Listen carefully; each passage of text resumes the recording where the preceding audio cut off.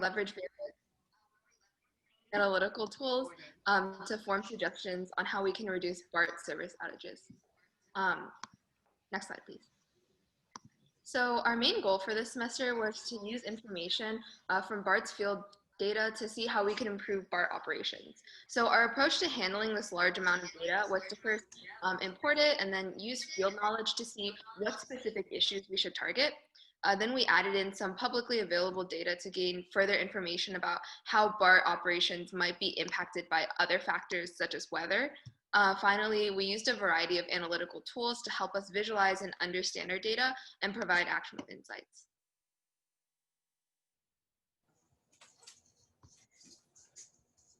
All right. Yeah, thank you, Michelle. To elaborate on the big data research platform Michelle just mentioned, I actually held the responsibility throughout this semester to develop and deploy a big data infrastructure for the data science research team. Below, you see a very simple diagram of the process, though the process wasn't that simple, but this is a simple diagram. Now, one of my first tasks was to create a virtual machine instance that was powered by Azure. Next slide, please. All right, on the virtual machine, I downloaded an application called Splunk. And Splunk is essentially software that allows you to do both the very, very simple data analytics tasks you might find yourself doing, like search, analyzing, and visualizing machine-generated data, to the more sophisticated data science practices, such as machine learning and deep learning. Once the virtual machine was up and running and the Splunk application was downloaded, then the exciting part came to actually export 3 months of BART log data onto the virtual machine, which was around 400 megabytes.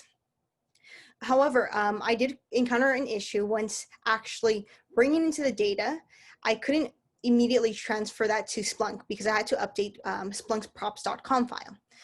And this just allowed Splunk to kind of recognize what kind of data the BART logs were in order for Splunk to actually properly ingest the data.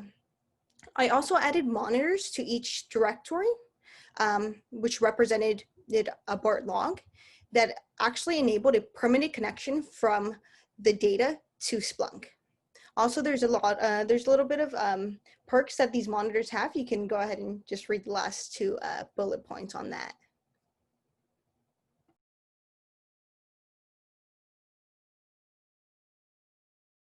One thing we chose to focus on for this semester was weather data and weather issues faced by BART. Problem was, first of all, to identify the issues that exist and how they're currently being dealt with.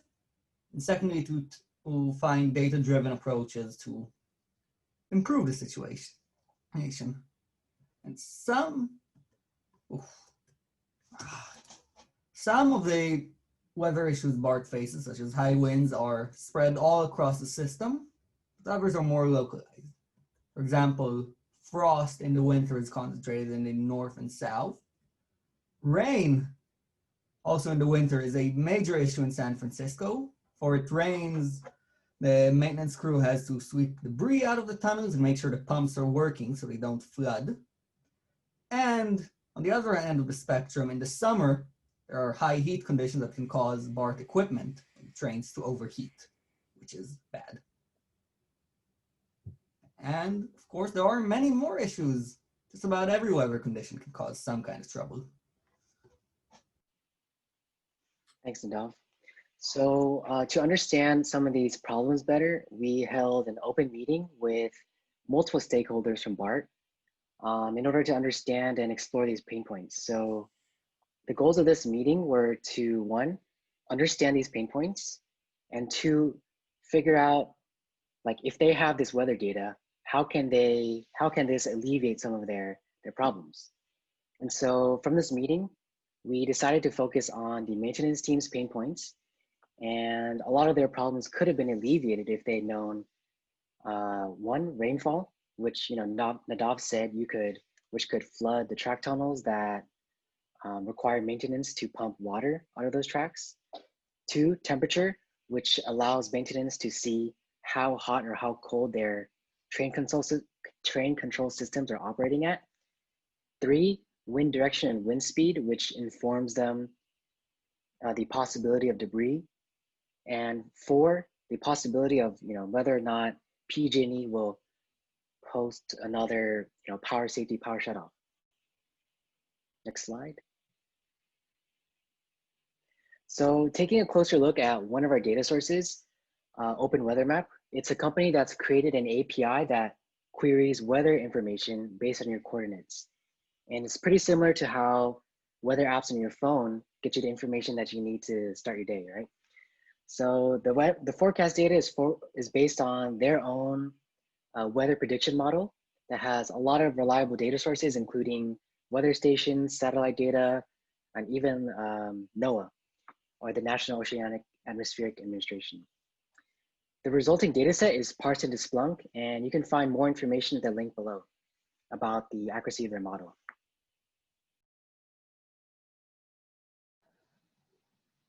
Yeah, thanks, Henry. So after we got a good idea of what the problem is, as well as the resources that we have, we created a plan in the form of a block diagram, as you can see on this slide.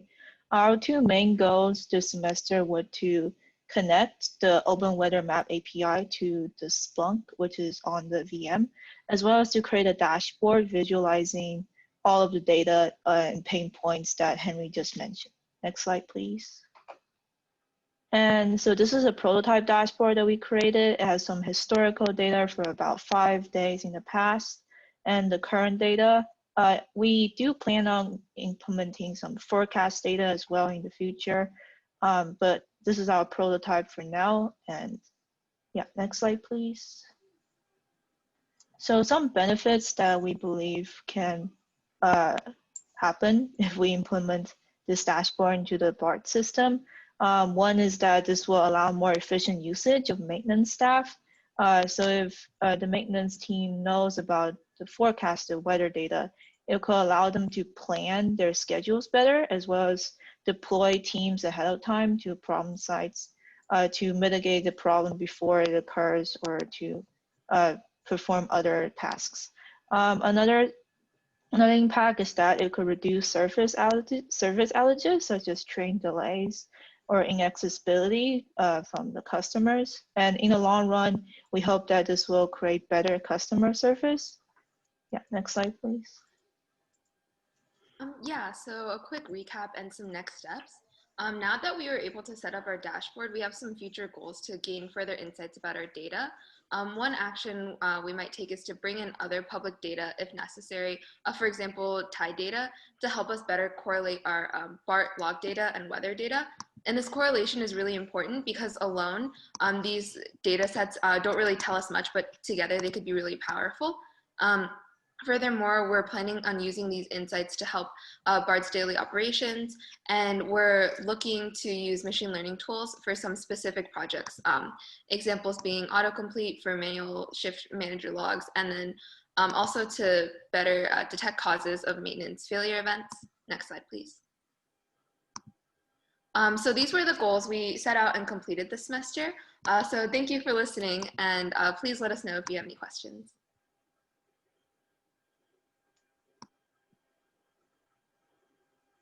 Any questions for the team? If it's silent, can I say something? Sure. I'm Herb Diamond. I was the sponsor from BART for this project, and this is our first time doing a project like this with the Discovery program, and I can't be more pleased. A really excellent set of students and a very solid result. It may not pop, but that first bullet up there of the research platform for future usage is huge. It was a lot of the work that they did really benefits future students and not so much themselves. You know, we have a Splunk instance up in the cloud that we can turn on and off that has 3 months of BART live data in it, and that's just this team just scratched the surface of what's available with that data. And then they left behind tools to make it easier for the next group. That engineer wiki sort of gives them a list of the things that they had, especially Lolly had to struggle with to get this infrastructure up and running and how to add to it. She left behind breadcrumbs, which is just, that's fantastic. And unusual, a precocious result from somebody at this part of their career to be kind to the people who are following up after them. And then we also put together a nomenclature dictionary to make it easier to make sense of the logs that we've created. So it's a really good platform for future work, and I'm looking forward to seeing everybody again next semester. Any questions?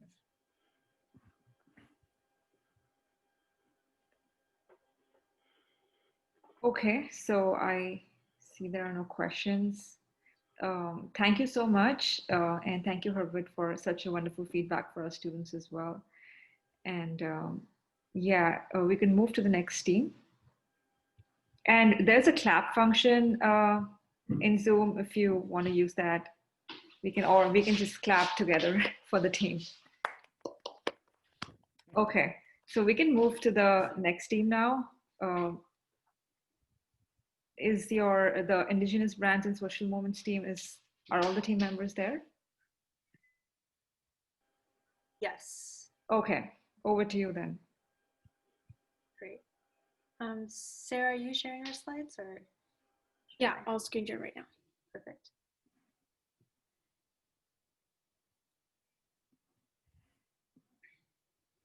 So yeah, I can just get started as we get our presentation going. So hi everyone, my name is Rachel Lim and I'm the GSR for the Indigenous Brands and Social Movements project. And I'm so excited to be here with our team of amazing undergraduate researchers and just talk a little bit about what we've accomplished over this past semester with data discovery. So as a little bit of context, if you want to go to the next slide, Hold on, there we go. This project was really inspired by the tenacity of Indigenous activists and community organizations that have critiqued Native American cultural appropriation. And more recently, you might have heard of high-profile cases such as the Washington football team or Land O'Lakes Company, who have decided to change their name and design imagery in response to that activism. So while there are still some prominent examples of rebranding in response to ongoing social movements for justice, we don't actually have any studies that provide empirical evidence of the extent and effects of cultural appropriation. So that's where this study comes in. And so our data come from TESS, which is Trademark Electronic Search System maintained by USPTO. So after about like a month or two data scraping and data cleaning, and so we primarily focus on 5 data sets, which are on the names of like federal recognized tribes, and also with Indian imagery, and also with anti-American Indian slurs, historical figures and terms, and also federally recognized, like owned by federally recognized tribes. Though we're not like going to tell you one by one, like in this presentation, but we're going to cover some.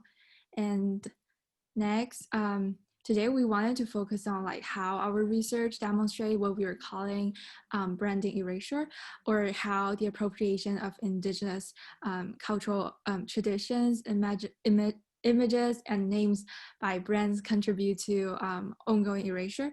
In fact, in our analysis of trademarks containing names of federally recognized tribes, only about like 7% were filled by the tribes themselves.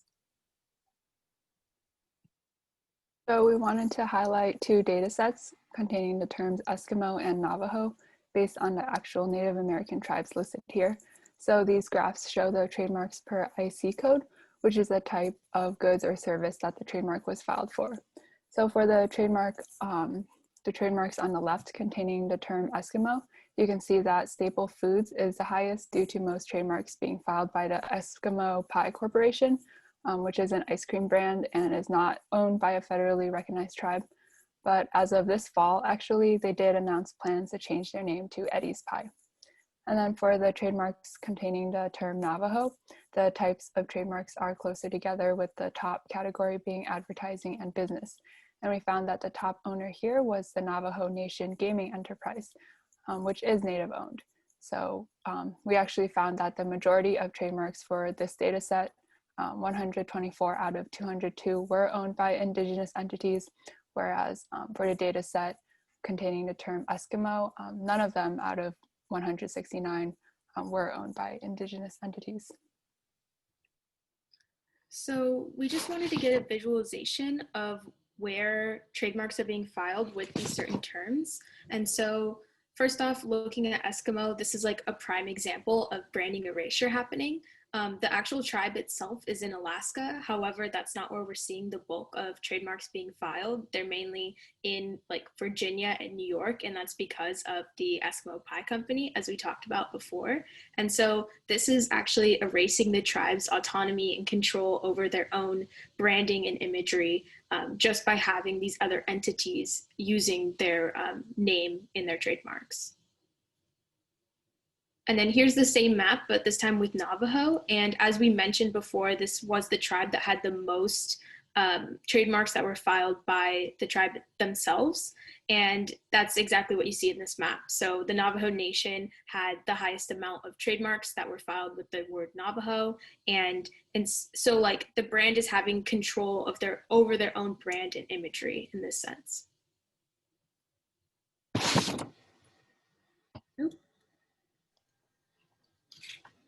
We've talked a bit about our work with looking at tribes, trademarks filed by the tribes themselves and trademarks including tribal names, but we also looked at trademarks including slurs. We scraped the database for 17 different terms in total, but we actually only found results for the 3 shown here on the left.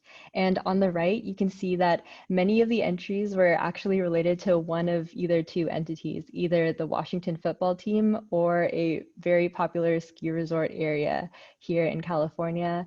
And it's also interesting to note that both the Washington football team and the ski resort actually announced that they're in the process of changing their names.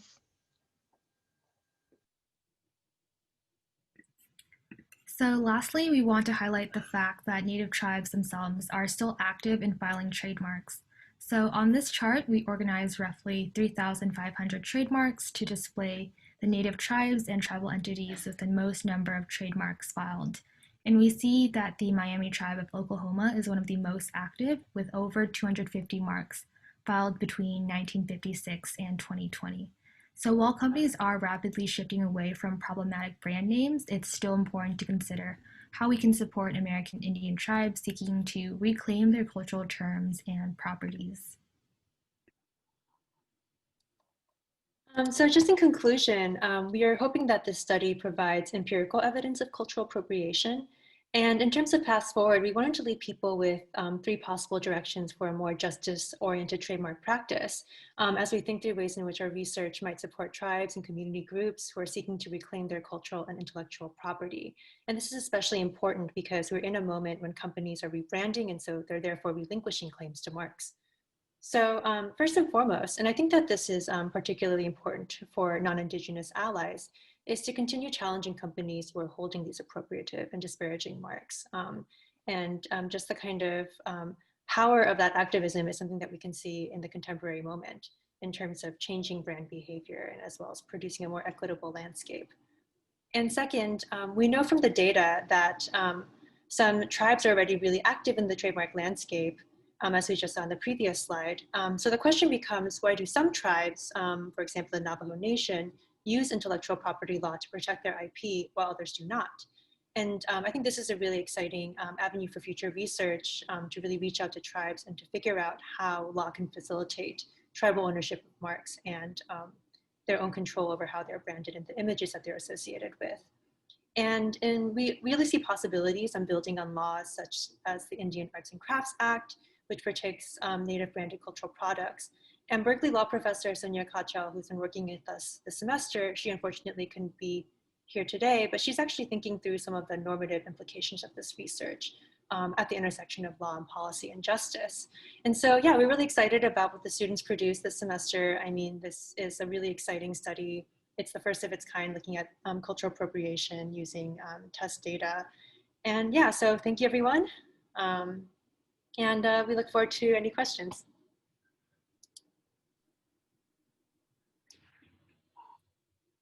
Thank you. Any questions for the dean?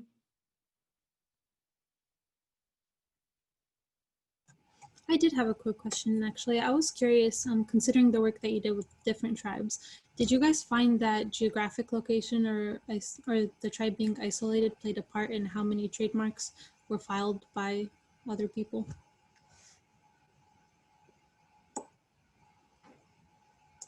And I can clarify if that didn't make much sense. I can answer that question. So we didn't actually get to analyze the relationship between geography and tribes filing marks. That's actually a really great question. We have some kinds of hints, I think, in terms of the kinds of economic activities that certain tribes engage in and the kinds of livelihoods that they have, and how certain industries like gaming, for example, Indian gaming, encourage tribes to file more marks. And so it'll be really interesting for us to kind of look at specific laws and policies that also shape those kinds of activities. And so our suspicion is that, for example, in Alaska Native corporations maybe don't have as much incentive to file marks, maybe because they don't have the same kinds of visitors if they're more remote. But actually, that's a really good avenue for future research. So thank you so much for that comment. Awesome. Any more questions?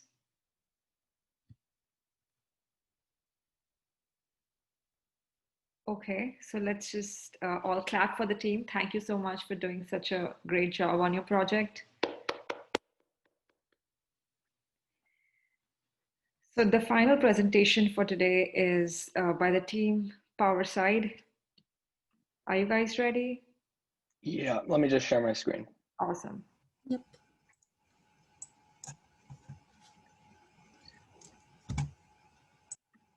Okay. Yeah, there we go. So I'll go ahead and start. Kian and I worked with Powerside, which is a Quebec-located company that manufactures power analyzers and voltage capacitors that solve power quality problems in general. All right, so our main objectives with Powerside was to understand and read their data from their PQ product. And more specifically, this product is an IoT sensor, which is gaining insights from different, with different metrics from different products that Powerside has from their different clients. And our job comes in is that we're going to develop unsupervised and supervised models for specific anomaly detection. And from that, our final goal was to integrate these models within Powerside's backend systems so they could use these insights for further research to prevent things like outages, look for different fluctuations that aren't typical with their readings, for further points of investigation with their engineers. So my part in the project was the supervised approach. And generally what I did was take a lot of electrical data like voltage and current data from their product and build a classifier that says where voltage drops came from. So that could be from the grid or from the facility holding their device. And I worked with my supervisor. He luckily had 60 CSV files that were labeled, so I was able to train a supervised model using logistic regression. And the kind of parallel to what may be in your everyday lives could be, for example, if you see a light flickering, that happens because of certain voltage drops, and the classifier would be able to tell you if you should call PC-Engine and complain, or if you have to change your light bulb or whatever's holding the light bulb. But the more industry parallel is, for example, in a hospital, and if those equipments aren't performing well because of power outages, they are able to point the finger at somebody and determine why that's happening. Next slide, please. So the data to the left is kind of what I was looking at for every single file, and I had to figure out how to use these 6 metrics to come up with one statistic that I was able to use in the regression. And the idea behind the theory is that if voltage goes down and current goes up, that means that the voltage drop likely came from the facility, while if it was the other way around, if voltage drops and current drops, that means it's likely from the grid. So it took a lot of modifications, and it took me a long time to figure out a metric that actually worked well, so that if it was negative, it would predict to be upstream, and if it was positive, it would predict to be downstream. But I came up with it, and it is the product of the sum of voltage directions times current deviations, but that's what you see in the graph to the left. I mean to the right. Next slide. And then this is just the general code implementation that I can answer questions about later on if you guys have any. All right, and my part comes in with unsupervised anomaly detection. And so generally how I got this done was I used random cut forest algorithm within AWS SageMaker. And what this model did is it took trend data from S3 buckets, which I was provided from PowerSide. And you can see on the top right, this is sort of a general idea of how this model is working. It takes the data in, makes random partitions, and sort of creates a decision tree to be able to provide anomaly scores for different data points.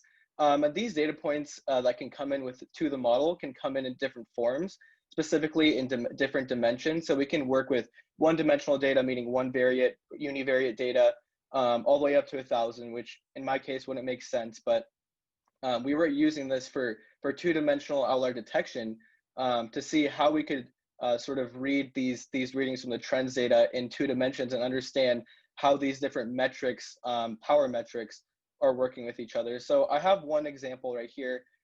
This is from a reading of power versus efficiency. So we can see the graph and how these sort of columns are interacting with each other just on a general visual. And what this algorithm is doing is it's providing an anomaly score based on these 2 different readings.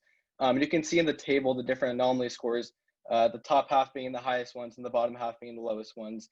And we can see that from this example, an anomaly score of 7 in our case would be relatively high. So these are points, as you can see on the graph where these points are plotted in black, that would be further points of investigation for PowerSide to go in and sort of research what's going on. And like I said, this is an unsupervised model, and this model does require maintenance. So every so often, we're going to have to go in and feed it more data so it can pick up these patterns. So for example, this graph right here on the bottom right is showing for the year 2020, specifically the month of April. So we're seeing in the first quarter, or the first 2 quarters of April, we do have high readings, abnormal scores. But the thing is, if we fed another month's worth of data into this model, and we did similarly have high readings in the first 2 quarters, this model wouldn't spit out these same outliers because it's recognizing these higher spikes as patterns and not outliers. But in this case, it is spitting out that they are outliers. So this is just one general snapshot of what we did with unsupervised learning, and sort of a way to show exactly where these points of anomaly were, and sort of give a quantified value of how much these scores are anomalies based on the anomaly score.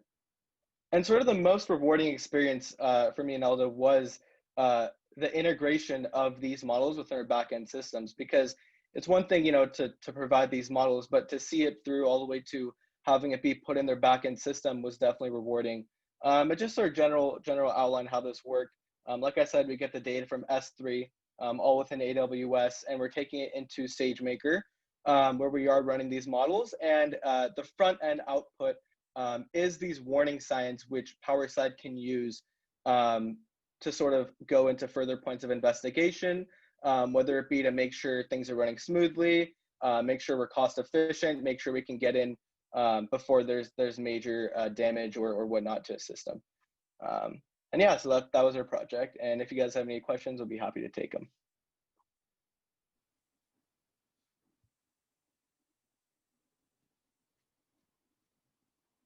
Any questions for the team?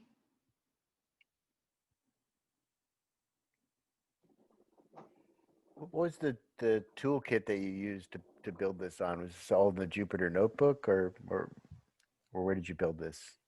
Yeah, so we were all within SageMaker notebook instances, but specifically we were using Jupyter Notebook to run these models. Yes, that was our platform.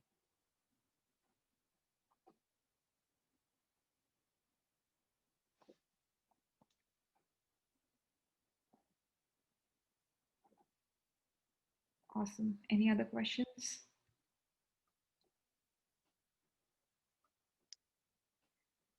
Okay, so we'll stop here. And again, thank you so much for your wonderful work. Let's all clap together for the team.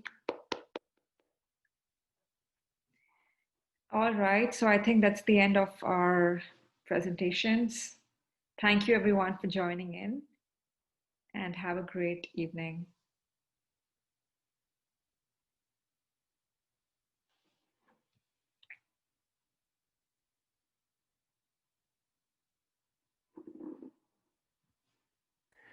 I want to ask a quick question. I'd like to get a recording of the UC Berkeley team's presentation. Do you know how to do that? Yeah, so I'm recording this, so I think, yeah, we'll make it available for you. Yeah, do you have Arlo's email? Or Yeah. I talked to Arlo. yeah, if you could just send him an email and we will send it off to you. Great.